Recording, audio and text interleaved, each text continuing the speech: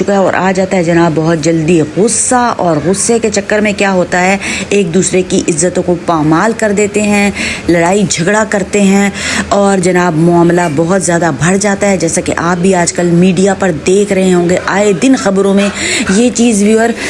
आई हुई होती है, किसी ने किसी को मार दिया, किसी ने किसी की इज्जत लूट ली जनाब, और ऑफिस में बेइज्जत हो रहे हैं वर्कर्स जो हैं, काम करने वाले हैं, मुलाजमीन हैं, तो व्यूअर्स हालात हुए हैं बहुत सख्त ख़राब। तो उसके लिए व्यूअर्स आज एक दुआ आपसे शेयर करने वाले हूँ। दुआ की सिलेक्शन जो है वो बहुत ही प्यारी है, क्योंकि